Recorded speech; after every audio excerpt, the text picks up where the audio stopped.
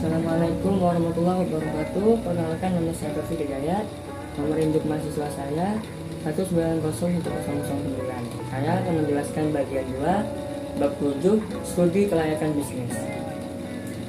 Studi kelayakan bisnis mempunyai definisi studi kelayakan bisnis.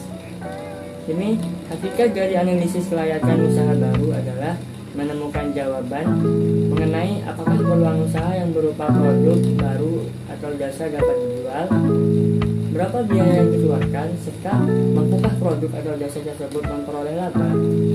Studi ini pada dasarnya membahas berbagai konsep dasar yang berkaitan dengan keputusan dan proses pemilihan proyek bisnis agar mampu memberikan manfaat ekonomis dan sosial sepanjang waktu. Selanjutnya, manfaat studi kelayakan bisnis. Yang pertama, untuk merintis usaha baru, membuka untuk membangun pabrik dan lain-lain.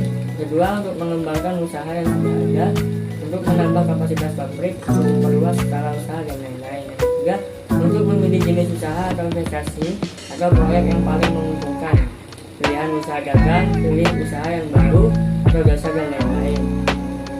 Selanjutnya, tujuan studi kelayakan bisnis yaitu untuk menghindari keterlanjuran penanaman modal yang terlalu besar pada peluang bisnis yang kurang menguntungkan. Selanjutnya, pihak-pihak yang berkepentingan dengan studi kelayakan usaha. Satu, pihak usaha yaitu pemilik perusahaan.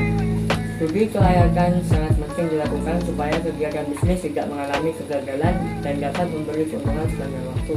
Yang kedua, pihak investor dan penyandang dana. Studi kelayakan digunakan sebagai bahan pertimbangan layak tidaknya investasi dilakukan. Yang ketiga, pihak masyarakat dan pemerintah. Studi kelayakan juga diperlakukan terutama sebagai bahan kajian apakah usaha yang didirikan atau dikembangkan bermanfaat bagi masyarakat sekitarnya atau malah merugikan.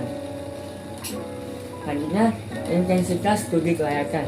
Ada beberapa faktor yang mempengaruhi intensitas atau kedalaman dalam studi kelayakan antara lain.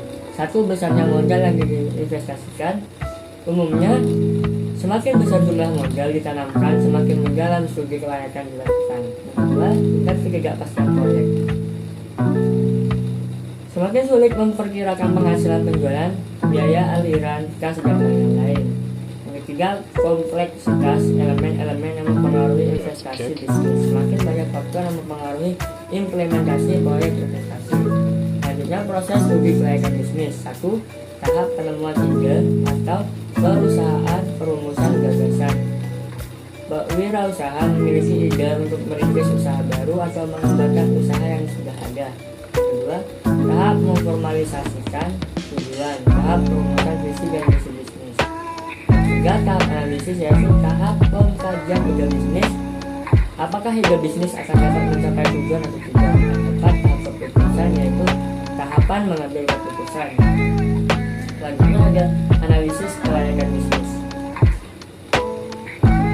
Yang pertama, analisis aspek pemasaran atau analisis peluang pasar, yaitu kebutuhan dan keinginan konsumen, segmentasi pasar, target, nilai tambah, masa hidup produk, struktur pasar, persaingan dan strategi pesaing, ukuran pasar, pertumbuhan pasar, laba kotor, dan pasar. Yang kedua, analisis aspek produksi atau operasi. Sini ada analisis kelayakan teknis, melakukan identifikasi analisis teknis dan uji coba produk atau jasa. Serta lokasi operasi, pilih lokasi yang strategis dan paling efisien baik bagi perusahaan itu sendiri. Serta volume operasi, potensi pasar dan permintaan hingga tidak terjadi kelebihan dan kekurangan kapasitas. Selanjutnya, mesin dan peralatan harus sesuai dengan perkembangan teknologi masa kini dan masa yang akan datang. Selanjutnya ada bahan baku dan bahan penolong. Sumber daya yang diperlukan harus cukup tersedia. Tenaga kerja, jumlah dan kualifikasi karyawan harus sesuai dengan keperluan jam kerja dan kualitas pekerjaan untuk menyelesaikan pekerjaan tersebut agar lebih cepat dan enak.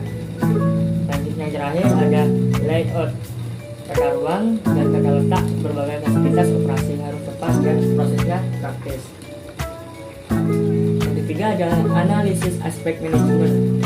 Di sini ada kepemilikan atau bisnis yang didirikan milik pribadi, perseorangan atau milik bersama, PT persekutuan seperti JV, dan lain-lain.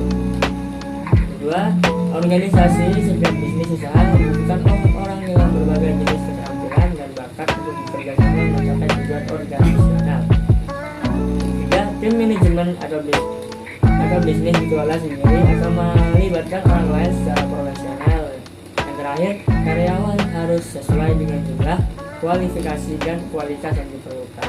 Yang keempat, ada analisis aspek keuangan, yaitu kebutuhan dana, sumber dana, proyeksi neraca, proyeksi rugi dan laba, proyeksi aliran cash flow. Cash flow dibagi menjadi tiga, yaitu aliran kas masuk, cash inflow, penerimaan yang berupa hasil penjualan atau pendapatan. Yang kedua, aliran kas keluar atau cash outflow, biaya-biaya termasuk pembayaran bunga dan pajak. Yang ketiga, ada aliran kas masuk bersih, net cash inflow, yaitu selisih dari aliran kas masuk dan aliran kas keluar ditambah penyusutan dengan perhitungan bunga setelah pajak. Sekian, terima kasih. Wassalamualaikum warahmatullahi wabarakatuh.